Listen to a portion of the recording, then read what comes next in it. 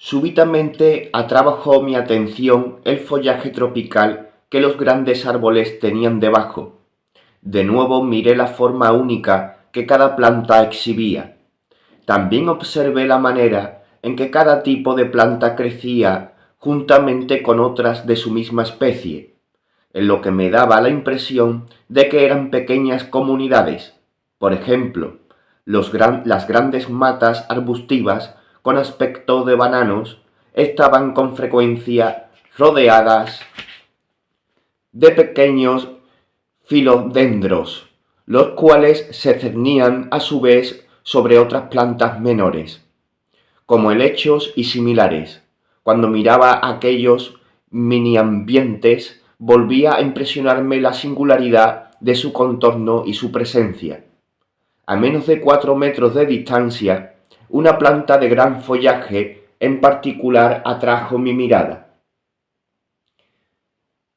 En una determinada época, yo había tenido en casa una del mismo tipo como planta de adorno. Era una forma jaspeada de filodendro, de color verde oscuro. La mata se ramificaba hasta alcanzar un diámetro superior al metro. El estado de aquella planta parecía perfectamente saludable, vibrante de vida. Sí, concéntrese en esa mata. Muy bien, dijo Sara, pero sin observarse. Tranquilo. Seguí su consejo y al propio tiempo jugué con el enfoque de mis ojos. En cierto momento intenté fijar la vista en un espacio de unos 15 centímetros a un lado de cada parte física de la planta. Gradualmente comencé a captar destellos de luz y luego, con un sencillo ajuste de enfoque, pude ver una especie de gran burbuja de luz blanquecina envolviendo la planta. Ahora sí veo algo, anuncié. Mire un poco alrededor, dijo Sara. Retrocedí aturdido. En torno a cada planta, en mi campo visual, había aparecido la luz blanquecina visible, aunque de una transparencia tan absoluta que en ninguna de las plantas se alteraban ni el color ni las formas. Comprendí que lo que estaba viendo era una extensión de la belleza única e inimitable propia de cada planta. Era como si primero hubiese visto la planta, a continuación su singularidad y presencia, como si después algo hubiese ampliado la pura belleza de su expresión física, en cuyo momento yo había captado los campos de energía. Pruebe a ver esto, dijo entonces Sara. Se sentó delante de mí, de cara al filodendro. Un penacho de luz blanquecina que rodeaba su cuerpo se proyectó hacia afuera y absorbió la planta, el diámetro del campo de energía del filodendro, y a su vez se expandió varios palmos. Dice aquí una palabra ahora muy fea, dice algo parecido así como que me aspen, pero de otra manera. Exclamé provocando la risa de los dos amigos. Pronto mi risa se unió a la de ellos. Yo era consciente de la peculiaridad de lo que estaba ocurriendo, pero no sentía la menor inquietud ante el hecho de presenciar sin apenas dificultades unos fenómenos cuya existencia había puesto en duda pocos momentos antes. Me di cuenta de que la percepción de los campos, en lugar de evocar una sensación surrealista, lo que hacía era que las cosas que me rodeaban pareciesen más sólidas y más reales que nunca. Y no obstante, al mismo tiempo, todo el entorno parecía diferente. La única referencia que tenía para la experiencia así habría sido quizás una película que intensificara el colorido de un bosque con objeto de hacerlo parecer un lugar místico, encantado, misterioso. Las plantas, las hojas, el cielo, todo destacaba ahora con una presencia y un leve y trémulo resplandor que surgían de allí cabía vida, y acaso conciencia, más allá de nuestras conjeturas normales. Tras haber visto aquello, no habría manera de en el futuro dar por sentado que un bosque era simplemente un bosque. Lancé una mirada a Phil. Siéntese y concentre su energía en el filolendro, le dije. Me gustaría comparar. Él se mostró perplejo. Lo siento, no puedo, replicó. Y no sé por qué. Trasladé mi mirada a Sara. Unas personas pueden y otras no. No hemos aclarado el motivo, dijo ella. Marjorie tiene que hacer una criba entre sus estudiantes para poder así determinar quiénes sí pueden. Dos psicólogos tratan de relacionar esta habilidad con características de la personalidad, pero hasta ahora siguen en las nubes. Déjeme probar a mí, dije. Conforme asintió Sara. Adelante. Volví a sentarme de cara a la planta. Sara y Phil continuaron en pie, ocupando posiciones en ángulo recto con la mía. Bien, ¿cómo empiezo? Enfoque simplemente su atención hacia la planta, como si quisiera hincharla con su energía, indicó Sara. Clavé mis ojos en la planta e imaginé que la energía se expandía dentro de ella. Transcurridos unos minutos, miré de nuevo a los dos amigos. Lo lamento, dijo Sara irónicamente. Está claro que no es usted uno de los pocos elegidos. Yo miré a Phil, frunciéndole el cejo, con fingido enojo. Unas voces coléricas que resonaban por el camino interrumpieron en aquel momento nuestra conversación. Entre los árboles distinguimos a un grupo de hombres que pasaban hablando ásperamente entre ellos. ¿Quién es esa gente?, preguntó Phil y Sara. Realmente no lo sé, respondió ella. Sospecho que lo que hacemos aquí ha soliviantado a esos tipos como a otros muchos. Mis ojos habían vuelto a inspeccionar el bosque que nos rodeaba y descubrí, desconcertado, que todo parecía de nuevo normal. Ya no veo los campos de energía. Alguna cosa le ha robado sus facultades. ¿No es así?, observó Sara. Phil sonrió y me dio una palmada en el hombro. Descuide. A partir de ahora podrá repetirlo en cualquier momento. Es más o menos como montar en bicicleta. Lo único que tiene que hacer es ver la belleza y extender la observación desde allí. De pronto me acordé de comprobar la hora. El sol estaba ya mucho más alto en el cielo y una ligera brisa matinal hacía oscilar las copas de los árboles. Mi reloj. Temo que tengo que volver, dije. Sara y Phil se unieron a mí. Mientras caminábamos, dejé vagar una vez más la mirada por la ladera boscosa. Este sitio es una maravilla, dije. Lástima que queden tan pocos lugares así en Estados Unidos. Una vez haya usted visto los campos de energía en otras regiones, dijo a su... Una vez haya usted visto los campos de energía en otras regiones, dijo a su vez Phil, se dará cuenta de hasta qué punto es dinámico este bosque. Mire los robles, son muy raros en Perú, pero fíjese cómo crecen aquí, en Vicente. Un bosque talado, especialmente el que ha sido despojado de árboles de madera dura, para cultivar pinos y obtener mayor provecho. Tiene un campo de energía muy bajo. Y una ciudad, con excepción de las personas, posee una energía de otra clase completamente distinta. Traté de enfocar las plantas que crecían a lo largo del camino, pero la acción de caminar me impedía concentrarme. ¿Están seguros de que volveré a ver esos campos?, pregunté. Absolutamente, replicó Sara. No sé de nadie que haya fracasado al repetir la experiencia si inicialmente lo ha visto. En cierta ocasión nos visitó un oftalmólogo y cuando aprendió a ver los campos se entusiasmó. Resultó que había investigado ciertas anomalías de la vista, incluidas varias formas de ceguera a los colores, y concluyó que algunas personas poseían lo que él llamaba receptores lentos en los ojos. había enseñado a pacientes suyos cómo ver colores que anteriormente desconocían. Según él, ver campos de energía era solo cuestión de hacer eso mismo, despertar otros receptores durmientes, algo que, en teoría, cualquiera puede hacer. Me gustaría vivir cerca de un sitio como este, dije yo.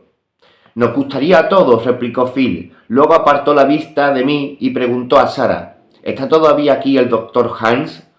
Sí, no puede marcharse. Pues ahí tiene un hombre. Phil se dirigía de nuevo a mí, dedicado a interesantes investigaciones sobre lo que esta energía puede hacer por usted. Cierto, asentí. Hablé con él ayer. En mi última visita, continuó, Hans me habló de un estudio que le había gustado conducir, en el cual se examinarían los efectos físicos que podrían tener meramente el hecho de estar cerca de ciertos ambientes de alta energía, como en el caso de este bosque de ahí atrás.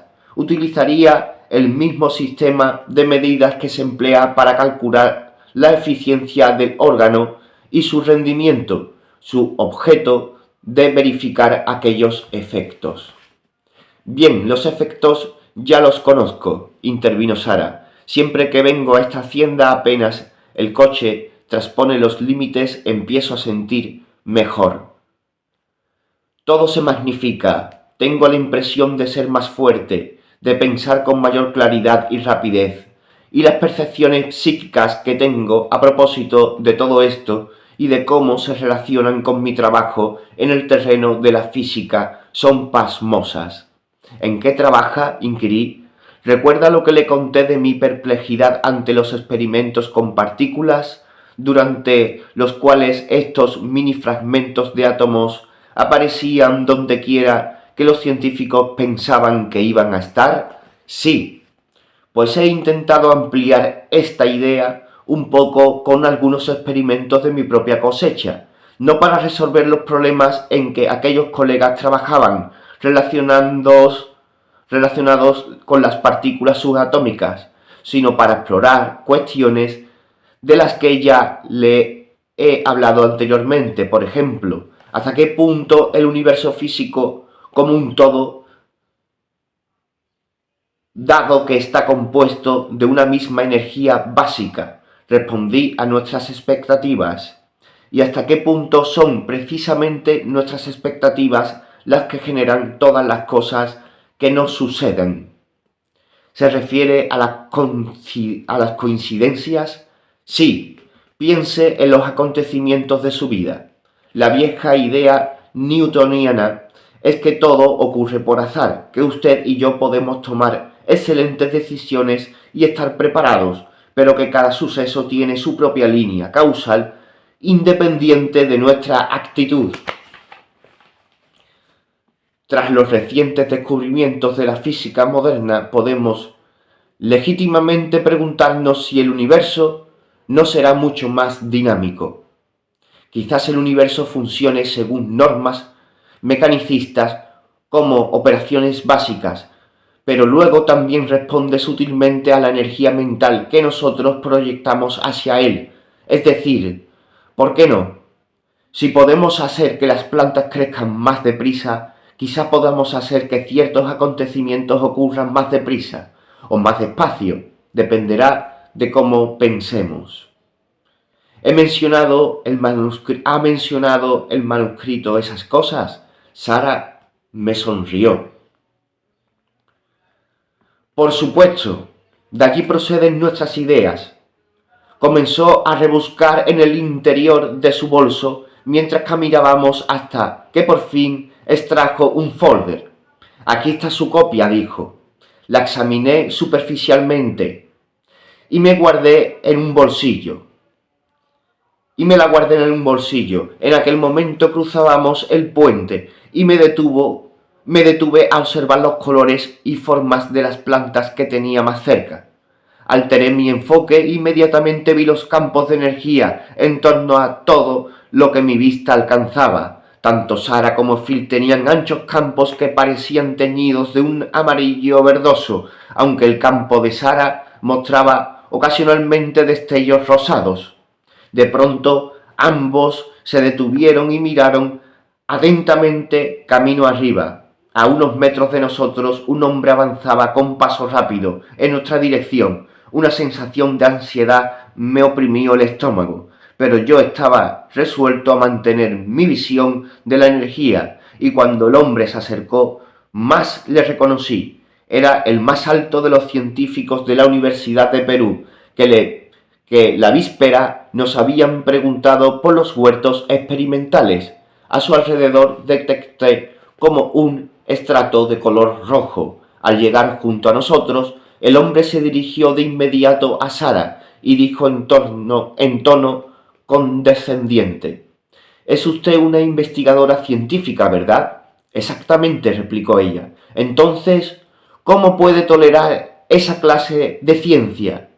He visto los huertos y no puedo creer en semejante descuido. No han controlado ustedes nada. Puede haber muchas explicaciones para el hecho de que una planta crezca más de lo habitual. Tenerlo todo bajo control es imposible, señor. Buscamos tendencias generales». Detecté impaciencia en la voz de Sara, pero presuponer que una energía, ahora visible y antes no, sustenta la química de los seres vivos, eso es absurdo. No tienes ustedes pruebas. Pruebas son los que buscamos. ¿Y cómo pueden proclamar la existencia de algo antes de tener la prueba correspondiente? Las voces de ambos interlocutores sonaban ahora coléricas, pero yo solo las escuchaba a medias. Lo que cautivaba mi atención era la dinámica de sus campos de energía. Al comienzo de la discusión, Phil y yo habíamos retrocedido unos pasos, mientras que Sara y el hombre alto se habían situado uno frente al otro, separados por una distancia de poco más de 1 metro. Inmediatamente los campos de energía de los dos parecieron hacerse más densos y, en cierto sentido, excitarse, como bajo los efectos de una vibración interna. A medida que la conversación progresaba, sus campos pasaron a entremezclarse. Cuando uno de los interlocutores hacía una afirmación,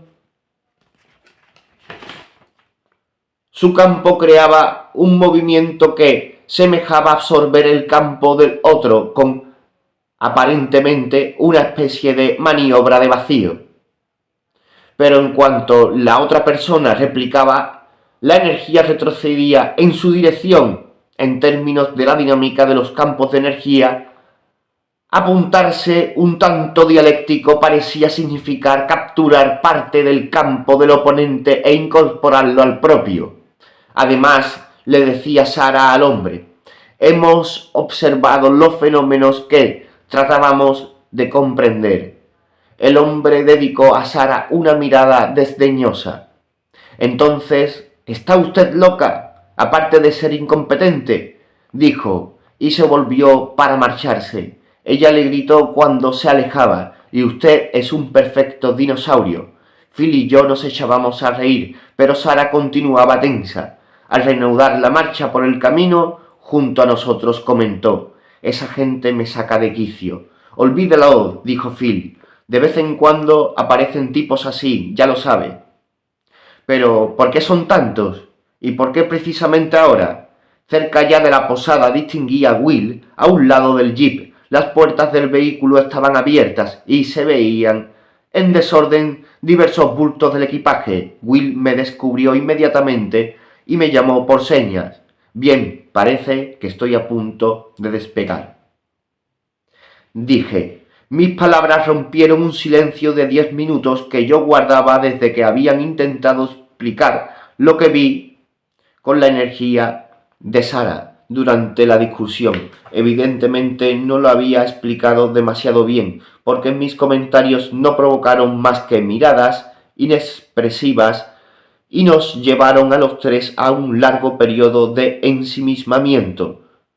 «Conocerle ha sido un gran placer», dijo Sara, tendiéndome la mano. Phil miraba hacia el jeep.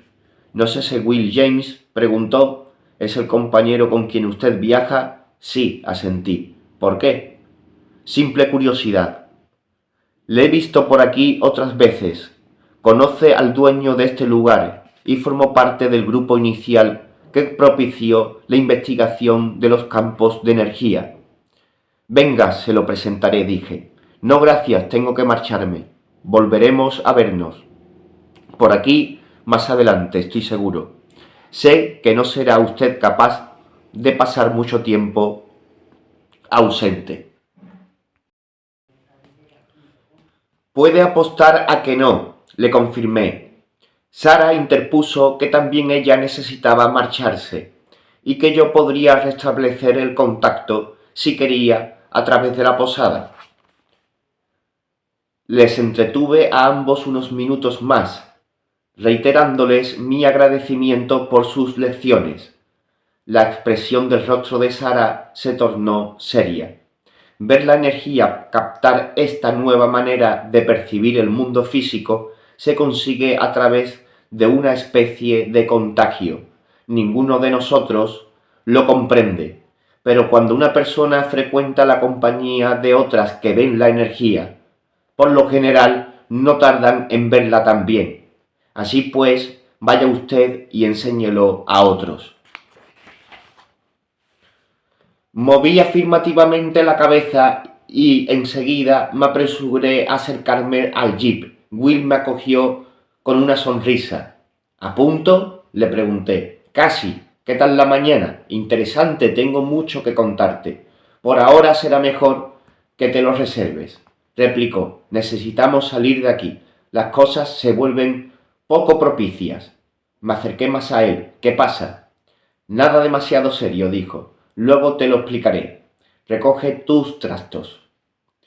Entré en la posada y reuní las 4 pertenencias que había dejado en la habitación. Will me había comunicado con anterioridad que no habría que pagar nada. Me invitaba el dueño, de modo que bajé a la recepción, entregué mi llave al empleado, salí al exterior y regresé junto al jeep. Will examinaba algo debajo del capó, cerró las cubiertas de este cuando yo me acercaba. Listo, dijo, vámonos. Abandonamos la zona del aparcamiento y bajamos por el camino particular de la posada hacia la carretera principal. Varios coches más se acercaban al mismo tiempo que nosotros. Bien, ¿qué es lo que ocurre?, pregunté a Will. Un grupo de funcionarios locales, replicó, junto con algunos tipos presuntamente científicos, se han quejado de la relación de ciertas personas con este centro de conferencia. No alegan que se produzcan alguna actividad ilegal, solo que algunos de los personajes que circulan por aquí pueden ser lo que ellos llaman indeseables, no auténticos investigadores calificados. Los funcionarios, en particular, pueden causar un montón de problemas susceptibles de acabar arruinando el negocio de la posada. Le miré a la expectativa y él continuó. Mira, normalmente se alojan en la posada varios grupos al mismo tiempo. De ellos, solo una mínima parte tiene alguna cosa que ver con las investigaciones referidas al manuscrito. Los demás son grupos dedicados a sus propias disciplinas científicas que se desplazan hasta aquí por la belleza del lugar. Si los funcionarios se ponen demasiado pelmas y crean un clima negativo, todos aquellos grupos dejarán de reunirse en Vicente. Creo haberte oído decir que los funcionarios locales precisamente no echarían a perder la mina de divisas extranjeras en que esto se ha convertido. Cierto, no preveía que lo hicieran, pero alguien les ha puesto nerviosos por la causa del manuscrito. ¿Entienden los cuidadores de los huertos lo que está pasando? No, yo diría que no. Se preguntaban por qué de pronto cada vez hay más gente enojada por los alrededores. Will guardó silencio. Cruzábamos la puerta de la hacienda y giramos hacia el sudeste. Un par de kilómetros después tomamos otra carretera que, en dirección este, parecía conducir a la cadena de montañas que se veía a lo lejos. Pasamos junto a los huertos, dijo Will al cabo de unos momentos.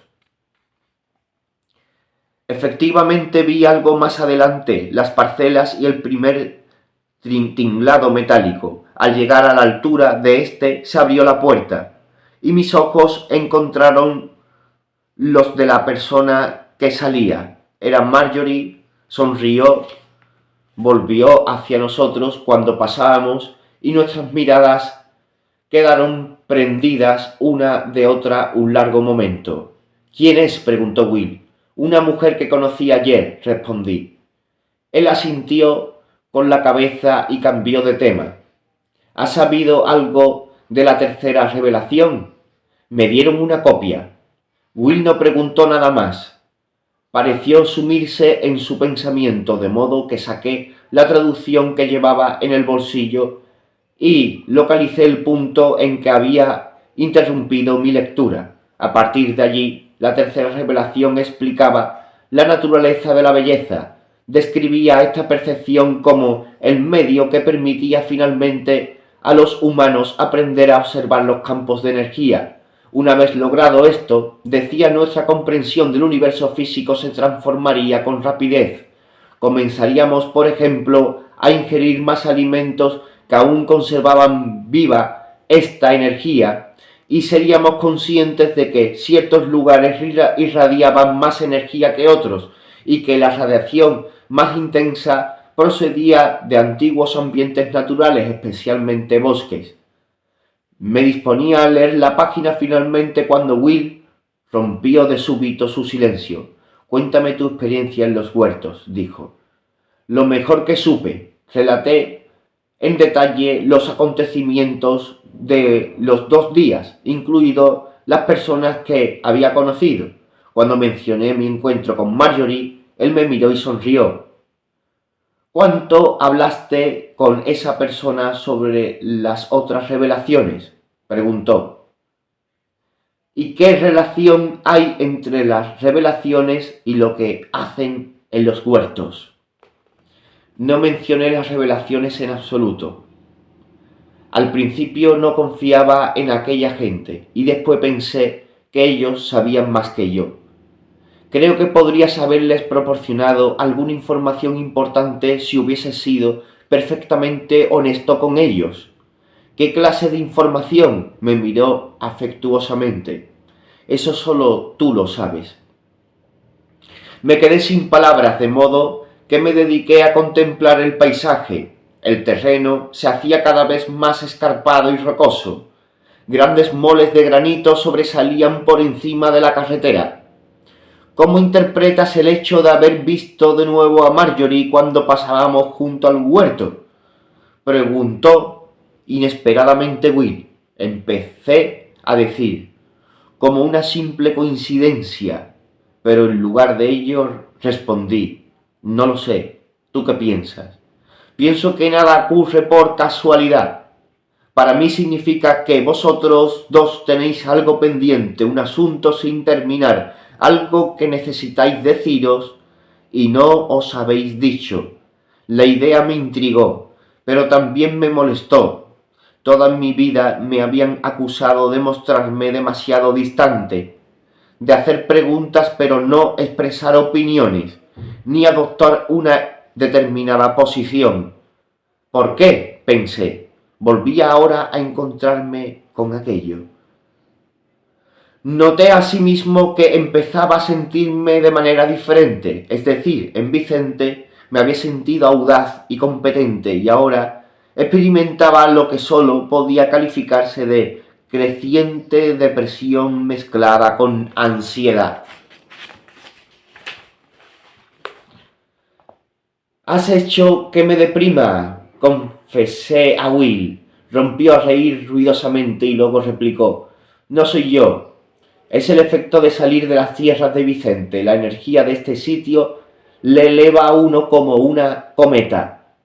¿Por qué motivo te parece que todos aquellos científicos comenzaron a deambular por allí años atrás?